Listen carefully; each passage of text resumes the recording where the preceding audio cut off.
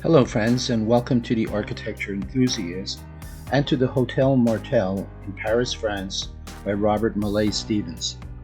It's unique in Paris. Rue Mallet-Stevens is named after the architect who built 5 mansions there. Robert Mallet-Stevens, one of the main representatives of the modern movement in France. The Martel brothers' hotel workshop is undoubtedly the most remarkable of them.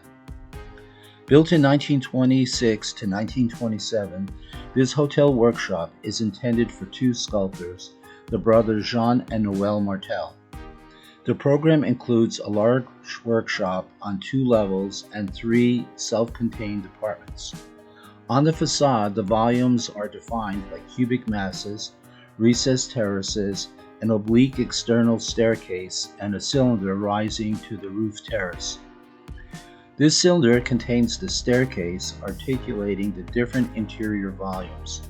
It is pierced by a long Art Deco style stained glass window, the work of master glassmaker Louis Barillet. It is crowned with a concrete disc, the underside of which is tiled with red mosaic. The great originality of this project is the interpenetration of the different elements of the program.